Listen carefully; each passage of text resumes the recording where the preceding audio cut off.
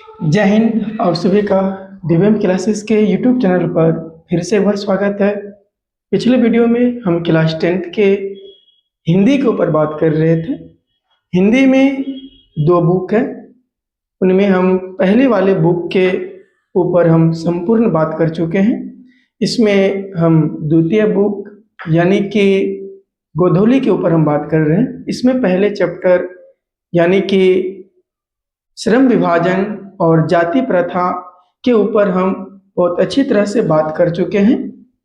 और अगर आप नहीं देखें इस वीडियो को तो आप दिव्यम क्लासेस के यूट्यूब चैनल पर जाकर वहाँ एक प्लेलिस्ट बना हुआ है, वहाँ जाकर आप अच्छी तरह से देख सकते हैं, क्योंकि इसमें हम पूरे अध्याय के सारांश के ऊपर हम बात किए हैं कि लेखक जो है भीमराव अंबेडकर वो कैसे अपने संघर्ष में हर कार्य को किए।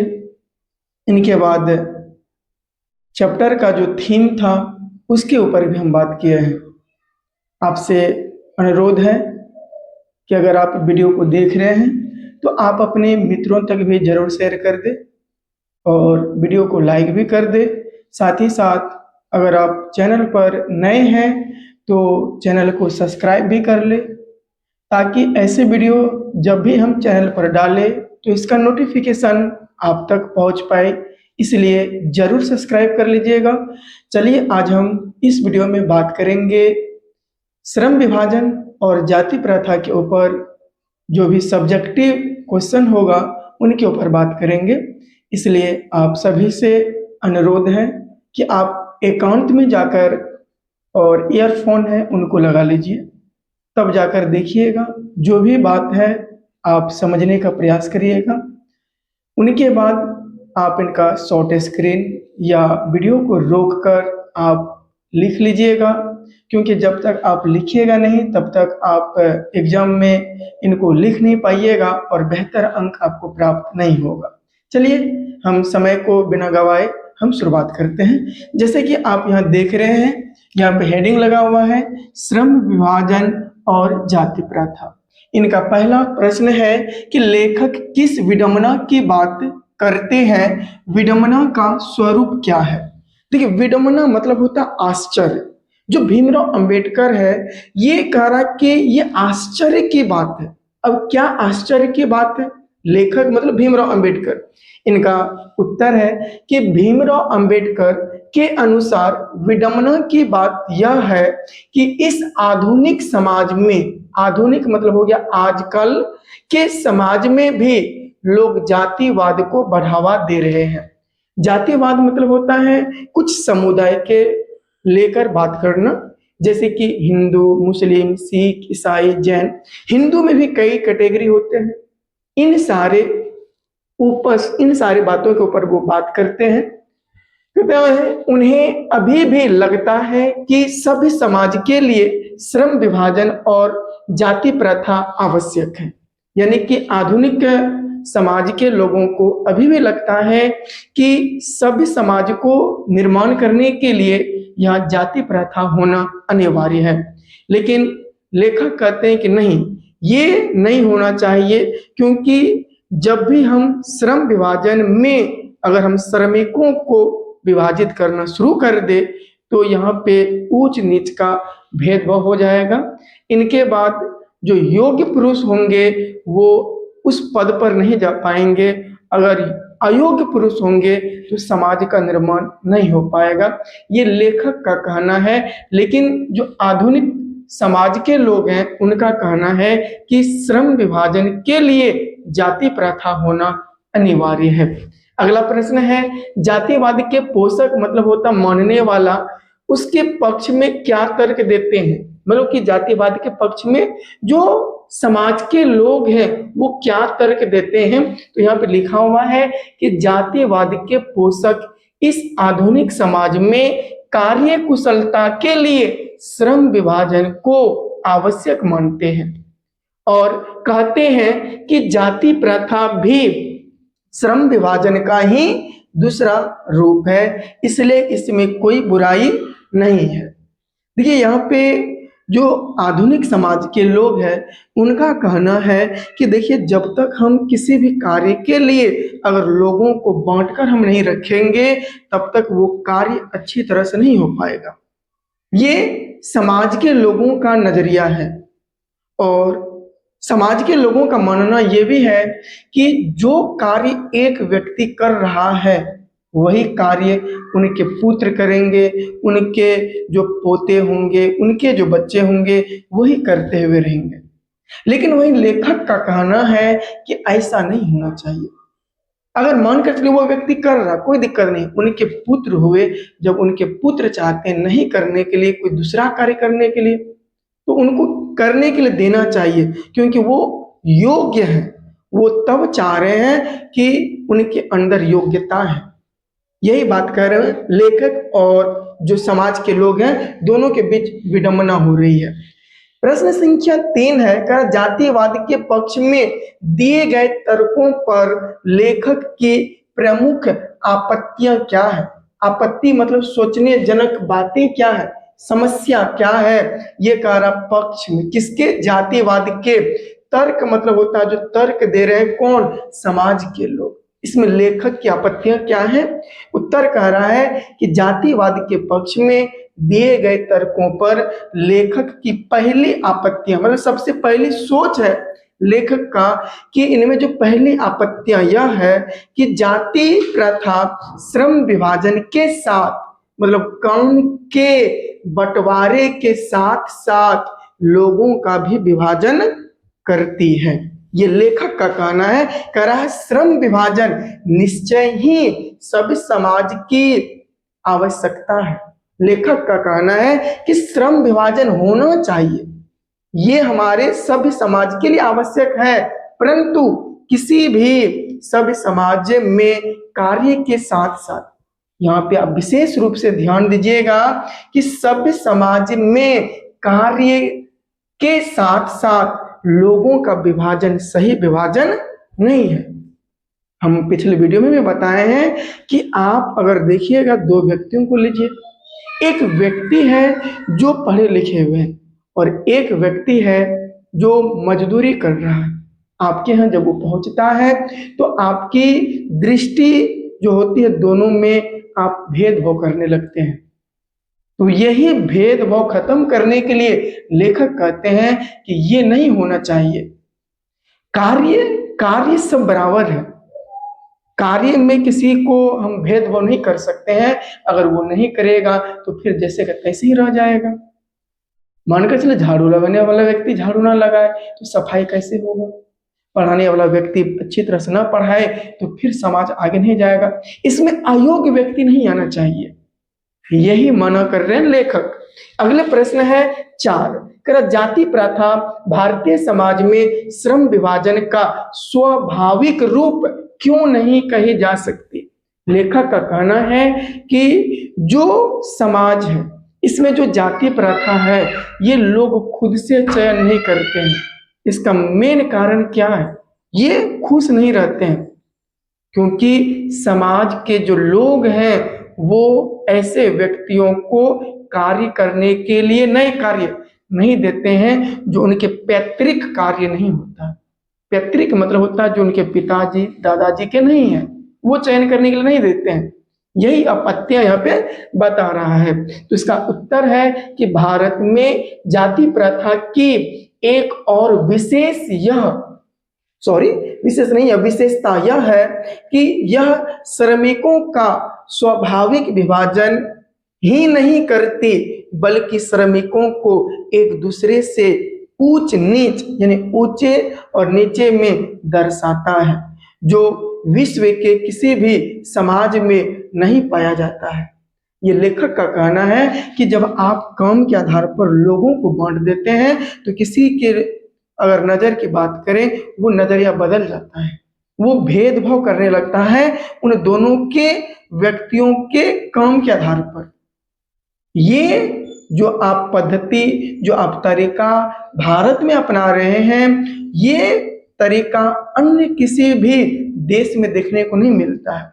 ये लेखक का कहना है। अगला प्रश्न है कि जाति प्रथा भारत में बेरोजगारी, बेरोजगारी मतलब जिसके पास रोजगार नहीं है।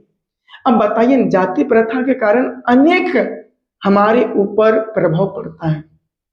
वो कह सकते हैं चारों साइड से प्रभाव पड़ता है। जाति प्रथा हमारी मनोबल को तोड़ देती है। जाति प्रथा हमें उच्च कार्य को करने से रोक देती है।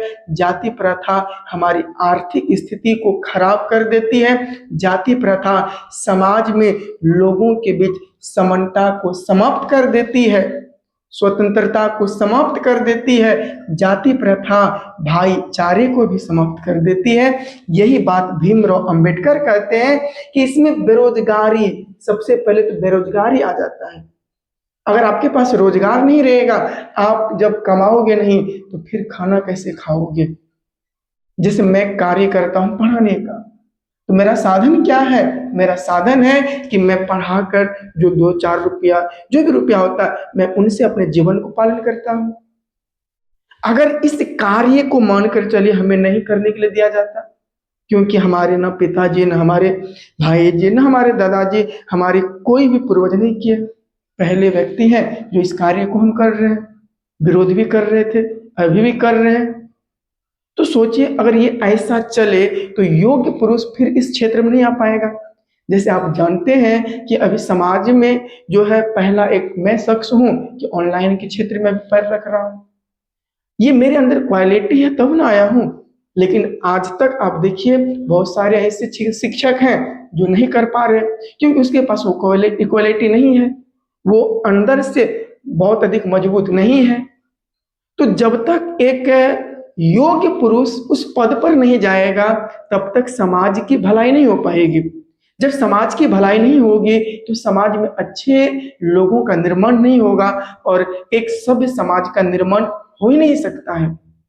वही बात यहाँ पे कह रहा है कि बेरोजगारी का एक प्रमुख और प्रत्यक्ष कारण कैसे बनी हुई है। मतलब मान कर चलिए, अब हमारे कार्य जो पहले हैं वो हमें करने में अच्छा नहीं लगता, अब उसमें हम जबरदस्ती जाकर करें तो अच्छी वाली बात है, हम कर पाएंगे अच्छी तरह से? नहीं कर पाएंगे। हमें इसमें अच्छा लगता है, हम इस क्षेत्र को हम मजबूत अपने और से कर रहे हैं।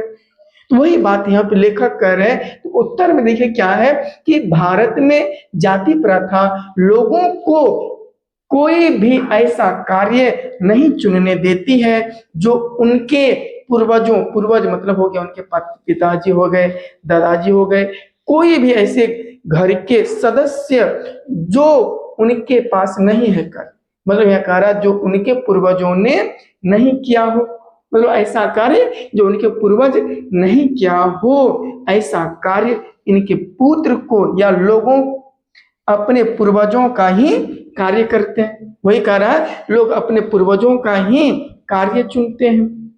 अक्सर आप समाज में देखिए कि कोई भी लड़का हो या लड़कियां हो, वो क्या कर कि हमारे पापा जी ये काम कर रहे हैं, वही कार्य हम आगे चयन कर लेंगे। वो क्या कर रहे हैं? वो मजबूरी, उनके वहां समस्या है। अब समस्या क्या है कि उस लेवल की शिक्षा उनके पास नहीं है। अब शिक्षा क्यों नहीं है? क्योंकि आप समाज में देखो, यहाँ पे उस तरह का जो शिक्षा व्यवस्था होना चाहिए ऐसा है ही नहीं कि किसी भी व्यक्ति की मानसिक वो जो बुद्धि होती है वो विकसित हो पाए। ऐसा शिक्षा व्यवस्था हमारे समाज में नहीं है।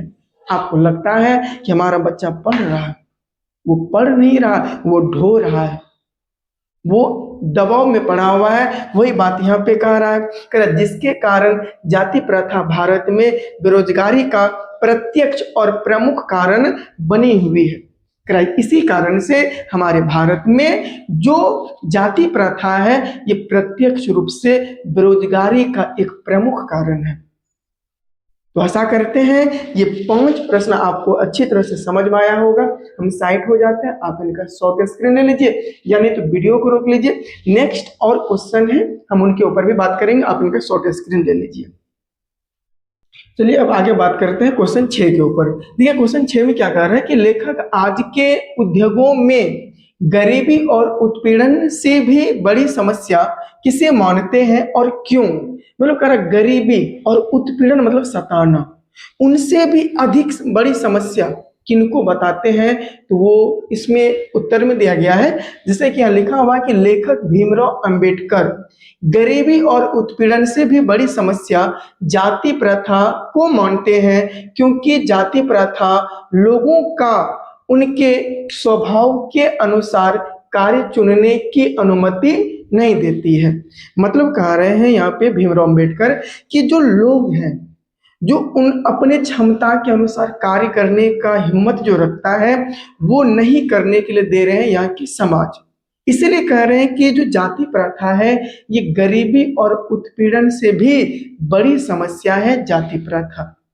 चलिए अब आगे हम क्वेश्चन 7 के ऊपर बात कर रहे हैं कि लेखक ने पाठ में किन प्रमुख पहलुओं से जाति प्रथा को एक हानिकारक प्रथा का रूप दिखाया है। मतलब कह रहा है कि पाठ में किन किन मुद्दों को लेकर लेखक जो है जाति प्रथा को एक हानिकारक प्रथा बताया है। चलिए हम बात करते हैं। यहाँ पे कह रहा कि श्रम विभाजन और जाति प्रथा पाठ में लेखक ने कई पहलुओं से जाति प्रथा को एक हानिकारक प्रथा बताया है। बहुत सारा है, जैसे कि जिसमें आर्थिक मतलब हो गया पैसा कौड़ी, मतलब वही रुपया पैसा के बारे में बात कर रहा है। और रचनात्मक पहलू, रचनात्मक मतलब बहुत सारे हैं, सबसे प्रमुख है रचनात्मक मतलब हो गया ऊंच नीच का भेदभाव हो गया, सामाजिक तौर पर हो गया, राजनीतिक तौर पर हो गया, आर्थिक तौर पर हो गया। ये कई आधार से यहाँ पे लोगों के बीच भेदभाव किया जाता है, उन्हीं बातों को यहाँ चैप्टर में बताया गया है। देखिए अब अगले प्रश्न के ऊपर बात कर रहे हैं। कह रहे सच्चे लोकतंत्र की स्थापना के लिए लेखक ने किन विशेषताओं को आवश्यक माना है। कह रहा है कि लेखक कह रहे हैं भीमराव अंबेडकर कि समाज में क्या क्या होना चाहिए कि लोगों के बीच एक अच्छा लोकतंत्र स्थापित हो पाए। मतलब हमारा देश जो है एक सच्चा लोकतंत्र कब कहलाएगा, ये क्या होना चाहिए समाज के अंदर। चलिए यहाँ पे बताया है कि सच्चे लोकतंत्र की स्थापना के लिए लेखक ने लोगों के बीच दूध और पानी के मिश्रण, मतलब जिस तरह दूध में पानी मिल जाता है, पता ही नहीं चलता है कि दूध में पानी मिला हुआ है कि नहीं, इसी तरह से कह रहा दूध और पानी के मिश्रण जैसा भाईचारे को आवश्यक माना है।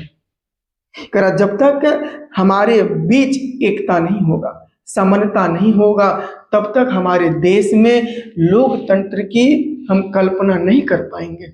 आप देखते हैं जब राजनीतिक पार्टियां होती है इलेक्शन के समय, तब हमारे बीच लड़ाई लड़वाया जाता है राजनीतिक नेताओं के जरिए और हम लोग लड़ जाते हैं।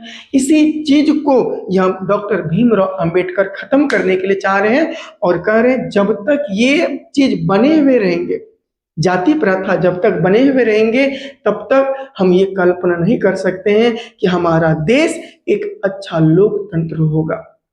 तो आशा करते हैं कि ये सारे जो भी यहाँ पे प्रश्न और उत्तर थे आपको समझ में आया होगा। आप इनको क्या करिएगा, लिख लीजिएगा, इनके बाद इनको रट भी लीजिएगा। आप इनका शॉर्ट स्क्रीन ले लीजिए यहाँ पे, है ना। अब हम मिलेंगे नेक्स्ट वीडियो में, जो यहाँ पे मदन के बारे में बताया गया है ना। इन सारे उनमें क्या क्या बात है, लेखक परिचय भी है, फिर कहानी के बारे में भी बताया गया है। तो हम इनको अगले वीडियो में डिस्कस करेंगे। आशा करते हैं कि ये वीडियो आपको समझ में आया होगा। जब समझ में आया तो आप अपने मित्रों तक भी जरूर शेयर कर दें।